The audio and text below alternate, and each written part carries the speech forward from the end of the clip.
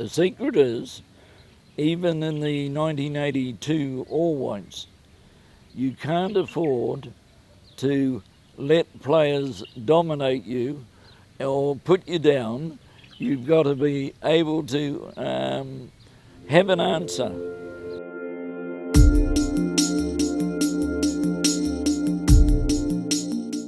If you're not quick-witted, they will gang up on you and really embarrass you. But I've been very fortunate right through. I've been able to handle situations, and that's the enjoyment.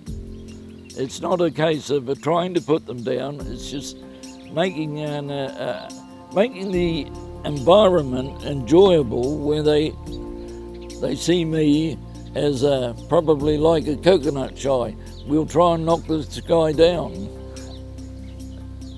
I wouldn't have been here today if I didn't have such a lovely wife in Margaret, because I'll just share this shortly, briefly with you, but when we got married and we were having our first child, Mark, I was on the registration panel of the Auckland Junior Football Club, and Margaret had a very long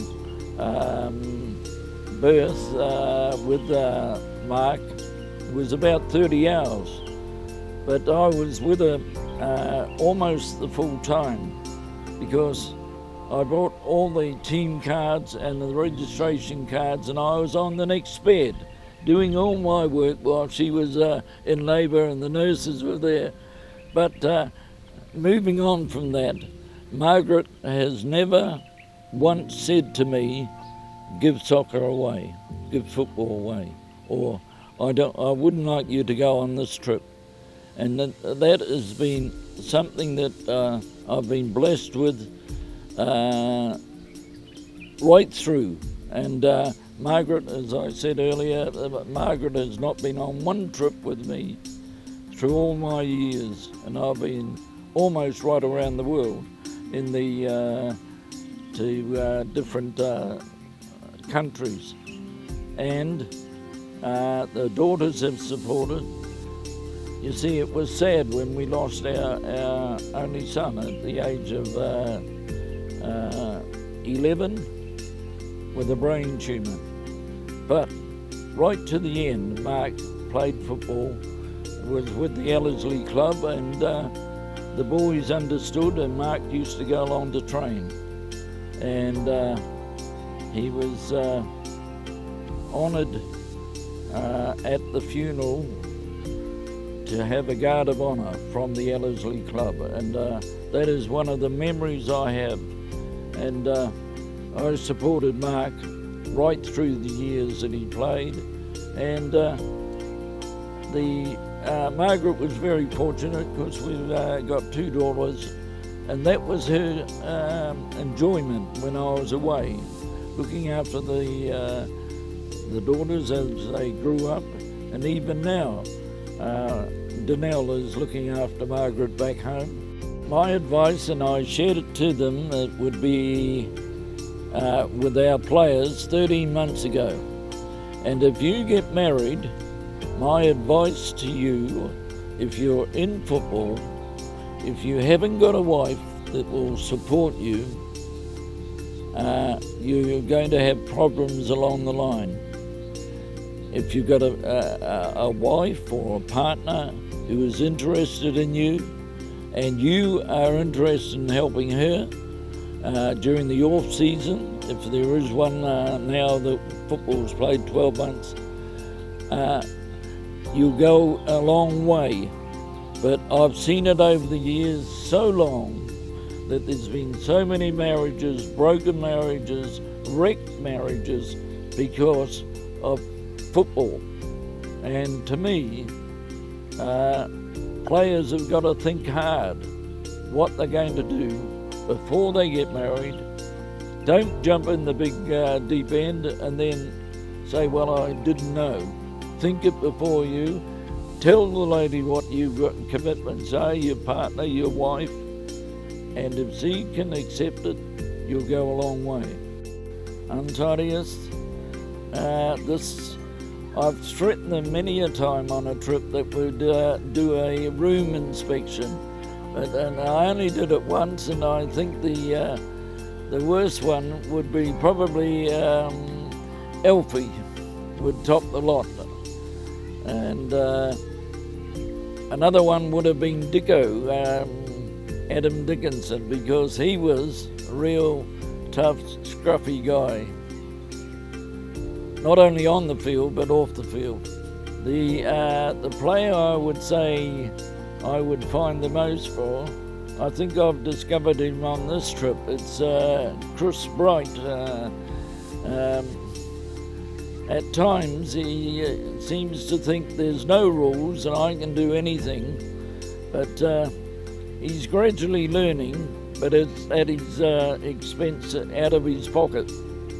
I would think the present goalkeeper, in my opinion, would rate as the top one we've probably had. And some of his saves have been tremendous and brilliant. We've had good goalkeepers in the past, and very loyal goalkeepers, if I can say that, because you look at a goalkeeper like Jacob Spoonley, who could have probably got a position in most clubs, but he sat on that bench and was always there when needed.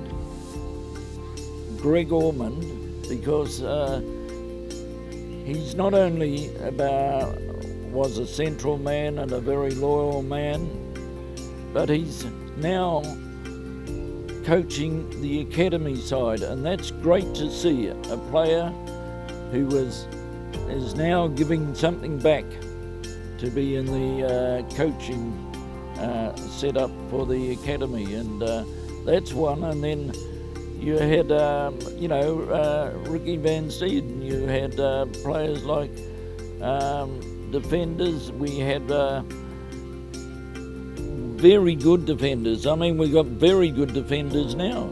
Look at our record as far as goals, away goals. We're not a weak defensive side. We've been solid right through. I really like him. Since the day he came was Albert, and unfortunately the Wellington Phoenix picked him off our team, and he had a touch of the professional football with the Wellington Phoenix. But I think even today he's still playing very, very good football. Grant was in the original team, and Grant Young was when we were in the final the first year, Grant was the one that came and topped off, and we won the trophy with I think it was about the 70th minute or somewhere there. Waitakere was leading 2-1, and we finished up the game 3-2. And it was the last minute efforts of the players.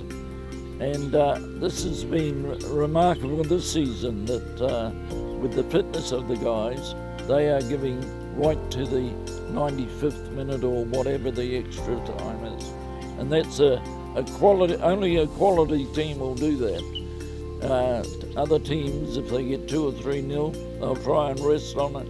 But Auckland City at the moment, the strikers are trying to get goals at any stage of the game. Kieran Jordan, the first year he was with Waitakere, and I always remember when he tore the flag down on the fence after scoring one of the goals, and ripped our big sign down the far end of the ground.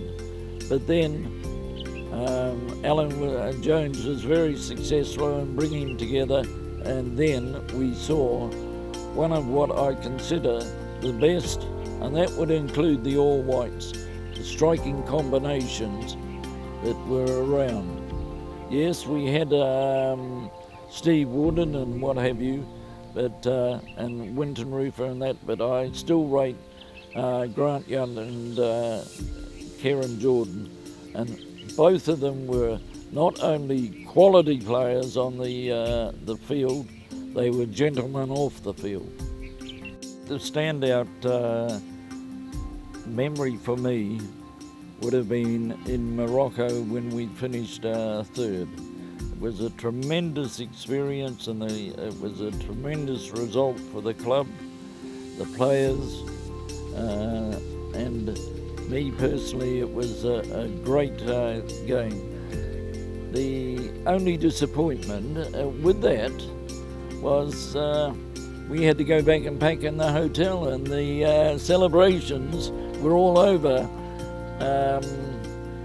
But it was a great experience, and I don't regret going back there and missing that, because I've always said you've got a job to do and you've got to complete it. You can't be on the merry-go-rounds.